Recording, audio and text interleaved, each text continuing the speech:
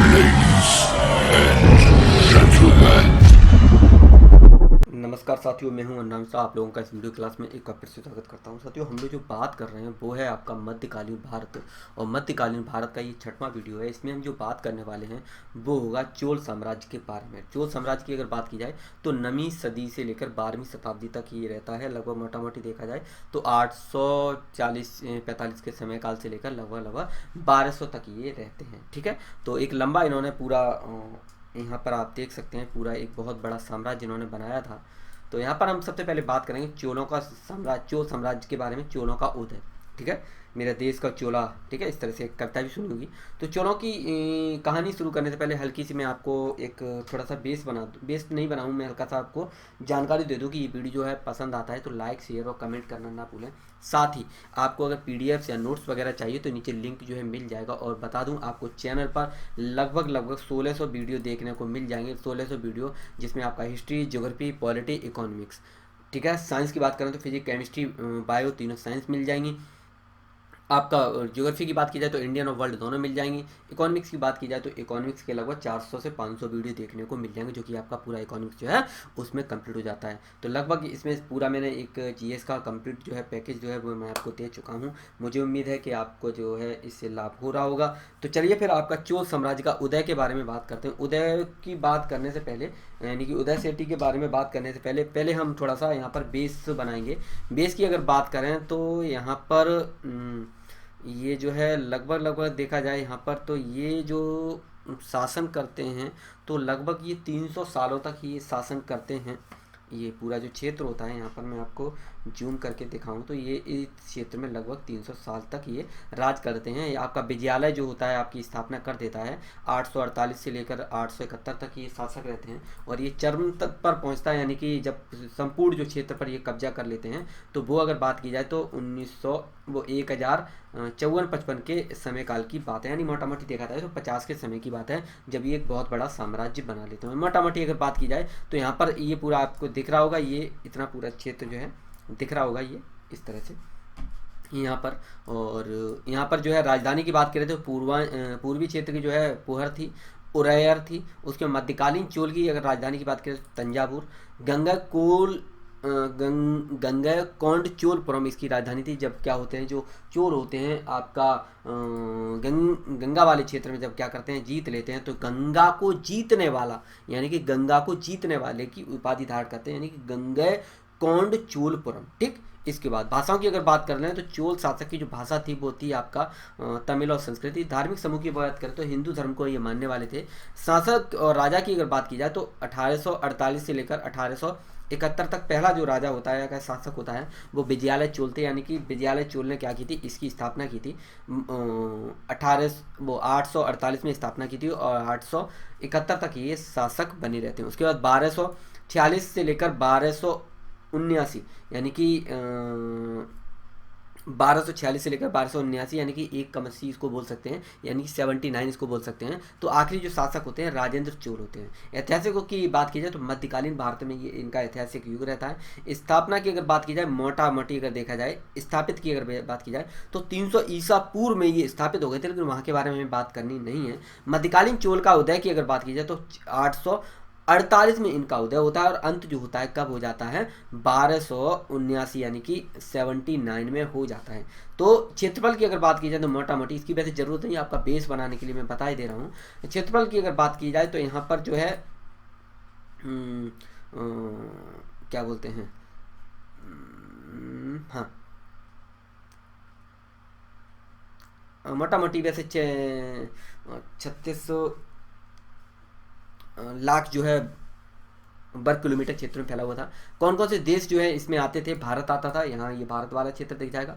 श्रीलंका आता था, ये श्रीलंका वाला दिख जाएगा। बांग्लादेश जो है इसके अंतर्गत आता था, यहाँ पर बांग्लादेश हो जाएगा। म्यांमार, यहाँ पर ये आपका म्यांमार वाला क्षेत्र दिख जाएगा।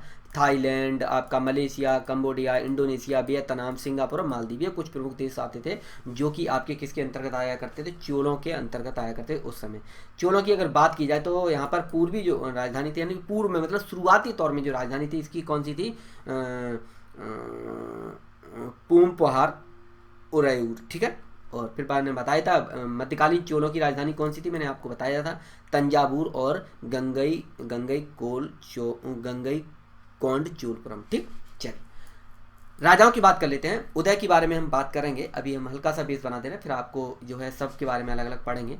राजाओं की अगर बात की जाए तो विजयालय चोल जो है इसका संस्थापक था आदित्य प्रथम, परंतक चोल, और उसके बाद प्रमुख जो है राजा राम चोल प्रथम, राजेंद्र चोल प्रथम, राजाधिराज चोल, राजेंद्र चोल देती है। ठीक है, उसके बाद आपका कुलोतुंग चोल प्रथम, उसके बाद राजेंद्र चोल तृतीय। ये कुछ प्रमुख थे इसके।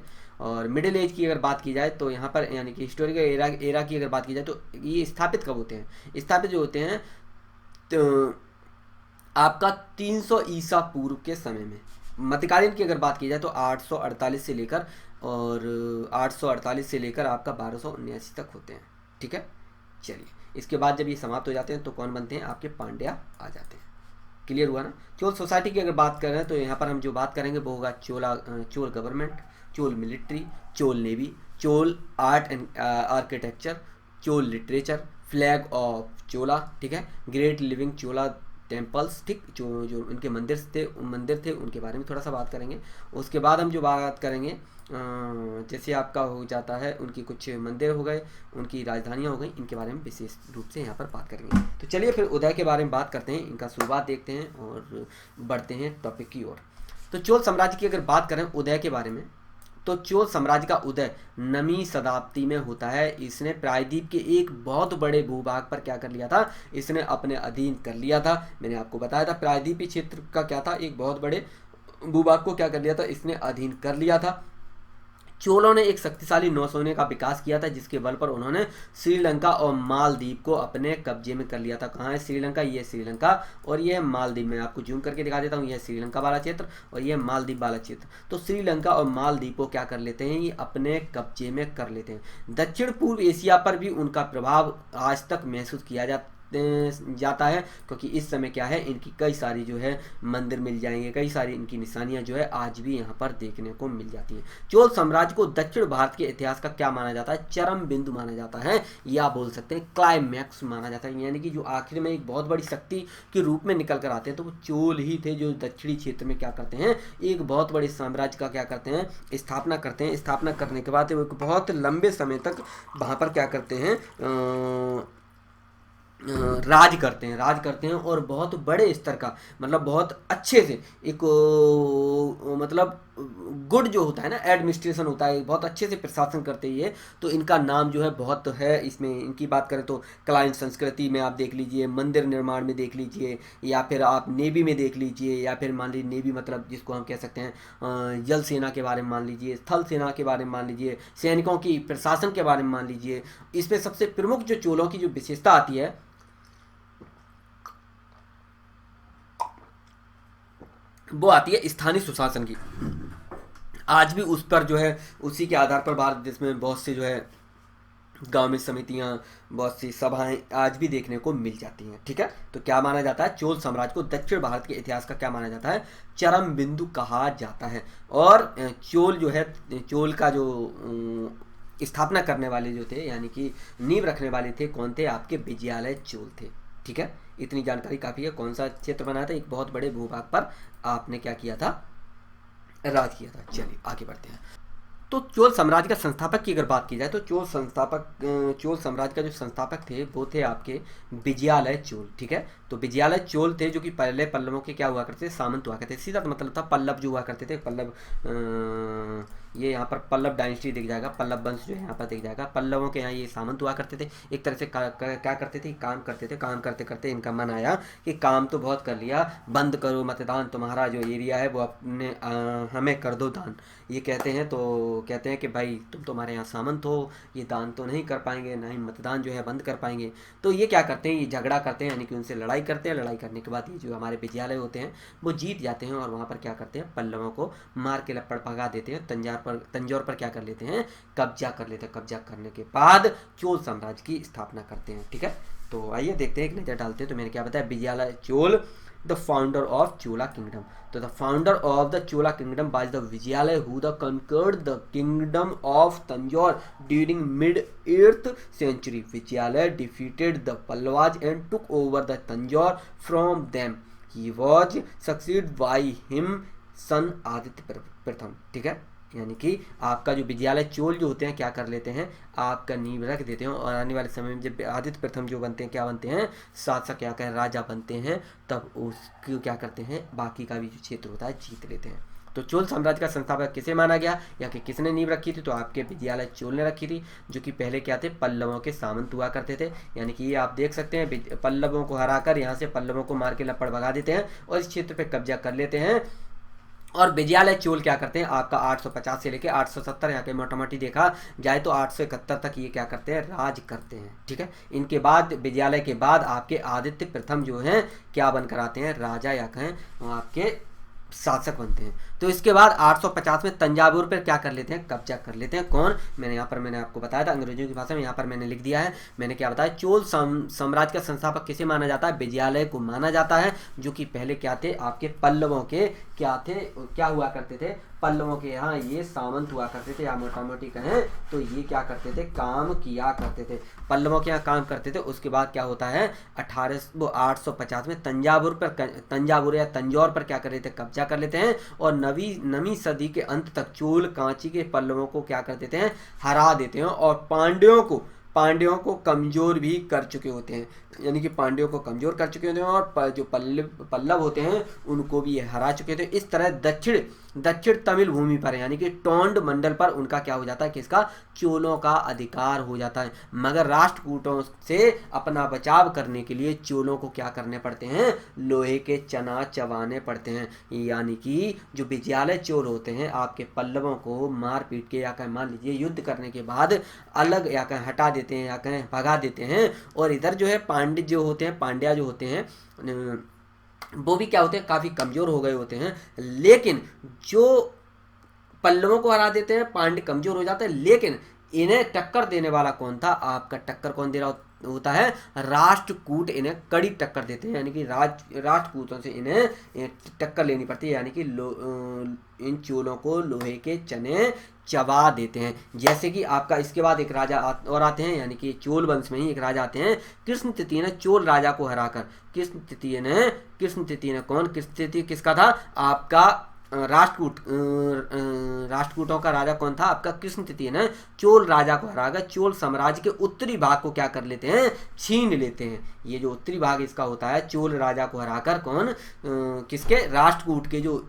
कृष्ण तृतीय होते हैं वो चोलों को हराकर क्या करते हैं उत्तर वाला भाग छीन लेते हैं। चोलों के लिए एक भारी पराजय थी, पर जल्दी वे क्या होते हैं चोल जो होते हैं संभल जाते हैं, और विशेषकर 965 में कृष्ण तृतीय की मृत्यु हो जाती है, और राष्ट्रकूट साम्राज्य के पतन के बाद उनके बाद 2 सदियों तक दक्षिण भारत पर क्या होता है चोलों का वर्चस्व बना रहता है। सीधा सा मतलब है आपके जो विजयालय चोल जो होते हैं वो क्या करते हैं आपका पल्लवों के जब ये सामंत थे तो पल्लवों को क्या करते हैं ये हरा देते हैं। हराने के बाद इधर क्या होते हैं जब पल्लवों को हराते हैं तो इधर क्या आता है नीचे की तरफ जाए, मैं यहाँ पर दिखा दूँ नीचे की तरफ जाए तो पांड्य जो होते हैं कमजोर हो चुके होते हैं, और उसके बाद जो होते हैं राष्ट्रकूट इस समय क्या होते हैं पावरफुल होते हैं। तो राष्ट्रकूट जो होते हैं इन्हें क्या यानी कि जो चोल होते हैं उन्हें क्या करते हैं लोहे के चने जो होते हैं चबा देते हैं, यानी कि उन्हें कड़ी मशक्कत करनी पड़ जाती है। और इधर जो थे राष्ट्रकूटों के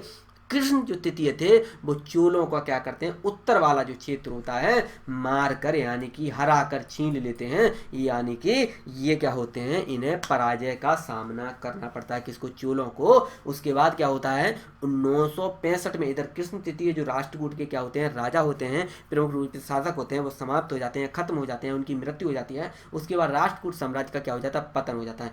जैसे ही पतन होता है राष्ट्रकूट साम्राज्य का राष्ट्रकूट वंश का वैसे ही जो आपके चोल होते हैं दक्षिण भारत में अपने आप को क्या कर लेते हैं इस्टेब्लिश यानी कि अपने आप को स्थापित कर लेते हैं, और लगभग 200 वर्षों तक दक्षिण भारत वाले क्षेत्र में बड़े आनंद के साथ क्या कर रहे होते हैं आपका यहाँ पर राज करते हैं। ठीक है, तो समझ में आ गया होगा कि छोटा सा बेस कि किस तरह से विजयालय जो थे इन्होंने क्या किया था चोल साम्राज्य का क्या किया था आपका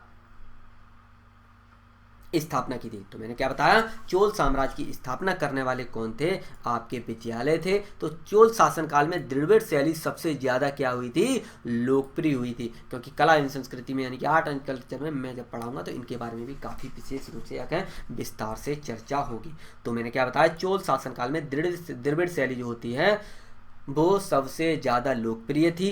चोल शासनकाल में दक्षिण भारत का मंदिर स्थापित कला का क्या होता है, चरमोत्कर्ष माना जाता है, यानी कि एक्सट्रीम लेवल बोल सकते हैं, यानी कि जो होता है यहाँ पर एक नए लेवल का या कहें बहुत बड़े स्तर से क्या बनाए जाते हैं, मंदिरों का निर्माण होता है। और जो संस्कृति की बात करें तो मंदिरों का निर्माण बहुत अधिक हुआ था। गर्भगृह के यहाँ पर जो है आपका द्रविड़ शैली में जो मिलता है वो होता है आपका गर्भगृह के ऊपर एक के बाद एक, यानी कि एक के बाद एक कई मंजिलों का क्या होता है, निर्माण होता है। इस शैली की मुख्य विशेषता ये थी कि ये मंदिर जो होते 5 से 7 मंजिल के हुआ करते थे, यानी कि जो गर्भगृह हुआ करता था, कहाँ पर यह गर्भगृह, मान लीजिए गर्भगृह है, गर्भगृह के ऊपर एक के ऊपर एक, एक के ऊपर एक, एक के ऊपर एक क्या होते थे, 5 से 7 मंजिल की, यानी कि एक के ऊपर एक इस तरह की निर्माण, इस शैली का एक प्रमुख विशेषता थी। लगभग कितनी मंजिल का हो जाता था, लगभग 5 से 7 मंजिल का हो जाया करता था। तो द्रविड़ शैली के मंदिरों का आरंभिक उदाहरण की अगर बात की जाए तो कांचीपुरम का कैलाश मंदिर देखने को मिल जाता है। ये जो है कांचीपुरम का क्या, कैलाश मंदिर देखने को मिल जाता है। कांचीपुरम आपको वर्तमान में आपका जो तमिलनाडु है यहाँ पर जो है कांचीपुरम देखने को मिल जाएगा। तो ये क्या था, द्रविड़ शैली में बना हुआ क्या है, एक प्रमुख मंदिर है जो कि आपका चोल शासकों के द्वारा बनाया गया था। इस समय की अगर सबसे प्रमुख और सबसे विशिष्ट और सबसे ज़्यादा प्रमुख अगर मूर्ति ज़्यादा फेमस या कहें प्रसिद्ध मूर्ति की अगर बात करें तो वो थी नृत्य करते हुए शिव की मूर्ति, जिसको हम कह सकते हैं नटराज की मूर्ति।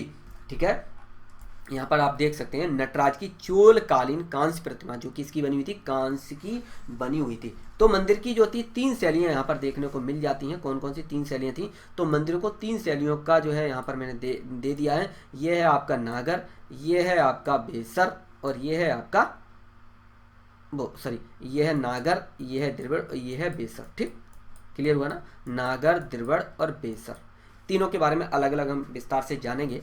ठीक है, तो चलिए फिर आगे बढ़ते हैं। तो इस काल में कांस्य मूर्तियां सबसे अधिक निर्मित हुई थी, जिसमें सबसे प्रमुख कौन सी थी, आपकी नटराज की नटराज कौन थे, भगवान शिव के जो है अवतार नहीं, भगवान शिव ही हैं, क्या है, डांस करते हुए। तो नटराज प्रतिमा को चोल काल का यानी कि चोल कला संस्कृति का क्या माना जाता है, सांस्कृतिक निचोड़ माना जा सकता है या फिर सांस्कृतिक निचोड़ कहा जा सकता है। यह कला दक्षिण भारत में मूर्ति कला की एक नई ऊंचाई को क्या करती है, स्पर्श करने वाला काल माना जाता है। अगर उदाहरण के लिए बात की जाए तो इस समय काल में बात की जाए तो श्रवणबेलगोला में गोमतेश्वर का क्या मिला था, गोमतेश्वर का एक विशालकाय मूर्ति बनाया। फिर से मैं बता दूं, मैंने क्या बताया, इस समय की यानी कि चोल समय की अगर बात की जाए तो दक्षिण भारत में मूर्ति कला की एक नई ऊंचाई को स्पर्श करने वाला काल माना जाता है। जैसे कि आपको मैंने बताया था कि श्रवणबेलगोला में गोमतेश्वर का विशालकाय मूर्ति बनाया गया है।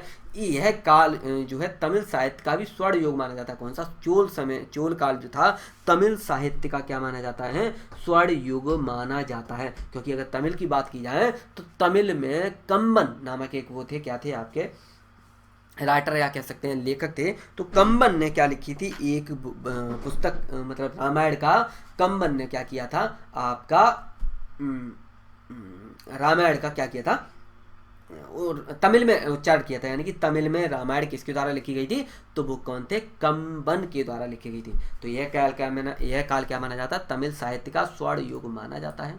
कंबन की रामायण को तमिल साहित्य की उच्च कोटि की रचना माना जाता है। तो चोल काल में क्या है, मूर्ति कला का भी क्या माना जाता है, चरमोत्कर्ष माना जाता है। तो मैंने क्या बताया, गोमतेश्वर की श्रवणबेलगोला में गोमतेश्वर की विशालकाय मूर्ति है जो कि किससे जुड़ी हुई है, आपकी किससे जुड़ी हुई है, आपका जैन धर्म से जुड़ा हुआ ये मूर्ति है। आपका ये श्रवणबेलगोला कहाँ पर है, आपका ये कर्नाटक वाला क्षेत्र, कर्नाटक में आपका एक जगह मिलेगा जो है श्रवणबेलगोला।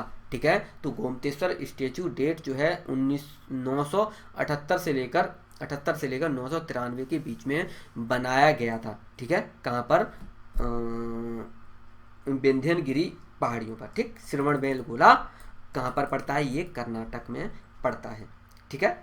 श्रवणबेलगोला क्या है, एक छोटा सा टाउन है, ठीक। यहाँ पर आपको देखने को मिल जाएगी 10th सेंचुरी चोला डायनेस्टी ब्रॉन्ज आपका ये मूर्ति जो है किसकी है, शिवा की, यानी कि शिव की है। The Lord of the dance at the Los Angeles county museum of art, यानी कि ये कहाँ पर रखा हुआ है, ये अमेरिका में रखा हुआ है वर्तमान में, ठीक। पता नहीं चोरी करके ले गए थे यानी क्या। तो लॉर्ड ऑफ डांस यानी कि नटराज, ठीक, जो डांस के देवता कहे जाते हैं, भगवान शिव का ही एक रूप है, समझ पा रहे हैं। चलिए नेक्स्ट बात करते हैं।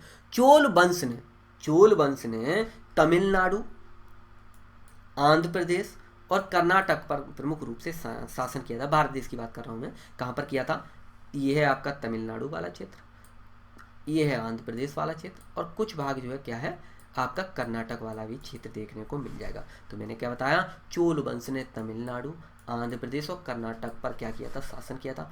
चोल शासकों की प्रशासनिक जो इकाइयाँ थी 4 भागों में बटी हुई थी, जिसमें सबसे पहला जो था प्रांत, दूसरा जो था जिला, तीसरा जो था कमिश्नरी, चौथा जो था ग्राम संघ, ठीक है। तो चोल शासकों की प्रशासनिक इकाई कितने भागों में बटी थी, तो 4 भागों में, प्रांत, जिला, कमिश्नरी और ग्राम संघ, ठीक। तो मेगास्थनीज की इंडिका नामक जो पुस्तिका है, जो कि इंडिका नामक पुस्तिका किसके द्वारा लिखी गई है, आपका मेगास्थनीज के द्वारा।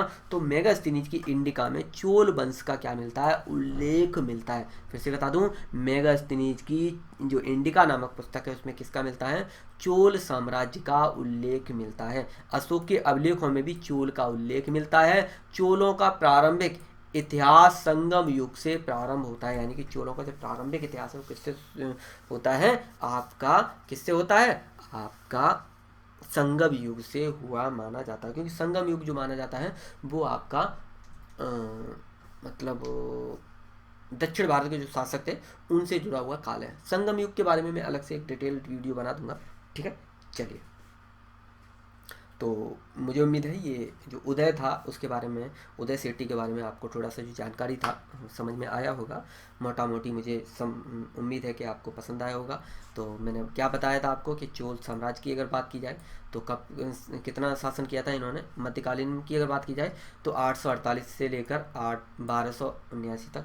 कौन कौन से क्षेत्रों में शासन किया था, Bharat, Sri Lanka, Bangladesh, Myanmar, Thailand, Malaysia, Cambodia, Indonesia, Vietnam, Singapore, Maldives, ठीक। और भारत देश की बात की जाए तो मैंने बताया था 3 राज्यों में, आपका तमिलनाडु, आंध्र प्रदेश और कर्नाटक में, ठीक है। बाकी के यहाँ जो राजा हैं मैंने आपको लिख दिए हैं। विजयालय आदित्य प्रथम, यहाँ पर आप इसका स्क्रीनशॉट लेना चाहें तो ले सकते हैं, ठीक है, ठीक है। चलिए, तो इस वीडियो में इतना ही रखते हैं। मुझे उम्मीद है ये वीडियो जो है छोटा सा परिचय था चोल साम्राज्य के बारे में, उदय के बारे में, कि किस तरह से ये सामंत हुआ करते थे। सामंत होने के बाद ये पल्लवों को गिरा गिरा के मारते हैं, और उनको गिराने के बाद उनसे क्या करते हैं, सत्ता छीन लेते हैं। पल्लवों को तो हरा देते हैं, लेकिन इधर जो होते हैं पांड्य जो होते हैं थोड़ा सा शक्तिवाद से कमज़ोर हो चुके थे। राजपूतों से इन्हें क्या लेना पड़ता है, लोहा लेना पड़ता है। मतलब लोहा खरीदना नहीं पड़ता, मतलब ऐसे झगड़ा होता है, गोलीबारी होती है, बोले तो युद्ध होता है, समझ पा रहे हैं ना। तो ये एक छोटा सा परिचय था।